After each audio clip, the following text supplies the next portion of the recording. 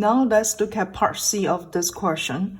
It asks you to compute first and the third quantiles, okay? So the first quantile is actually equal to 25th percentile, and the third quantile equal to 75th percentile, okay? So first, let's just review percentile in chapter 3. So percentile provides information about how data are spread over the interval from the smallest number to the largest number, okay? And when we want to compute a percentile, we first need to arrange the data in ascending order. So that will be the first step.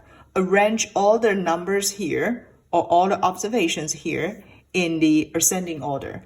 Then we can compute LP. So LP represents the location of P's percentile. Okay, so this is the way that we can compute LP, and this is the formula.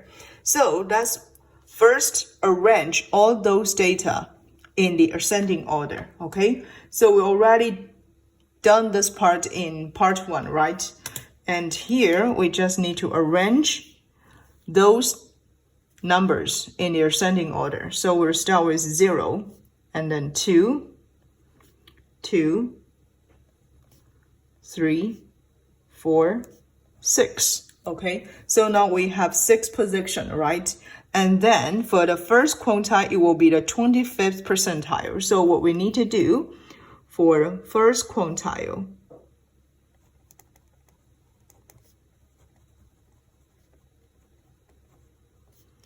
it's just equal to L 25th, right? Because we want to find the 25th percentile. So what we need to do is equal 25th divide 100. Okay, we just put 25 divide 100 and then times 6 plus 1. So finally, we can get the first quantile will equal 1.75. Okay, so this will be the first quantile.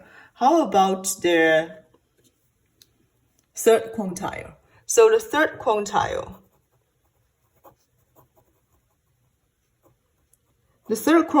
is just the 7/5 percentile, right? So 7/5, and then we will use 75 divide 100 times 6 plus 1.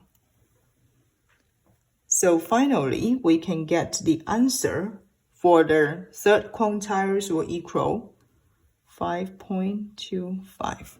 Okay, so this is the way that we can solve for the first and the third quantiles.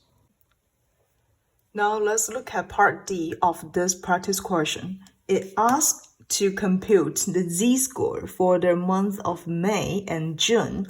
So first, let's review what z-score is, okay? So z-score is a standardized value, okay?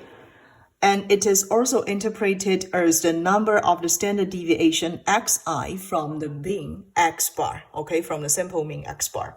Here, I show you the formulas to compute z-score, okay? So this is the formula for us to compute z-score. We will just use the observation value xi, subtract x bar, okay, and then divide their standard deviation.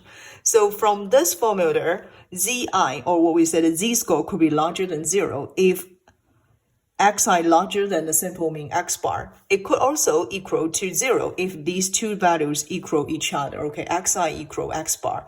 Or zi could be smaller than 0 if xi less than x bar, okay? Now, let me just write down some information that we have already computed from the other part of this practice question. So from the previous part, we know x bar will equal 2.833, right? We also have the standard deviation S will equal 2.041. Therefore, in May, what's the z-score?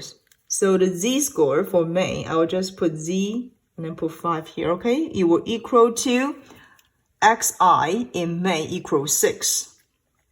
Subtract 2.833, that will be the x bar. Divide the sample deviation 2.041, and then we can round it in 2 digits. Okay, so it will equal 1.55 if we round it. Okay,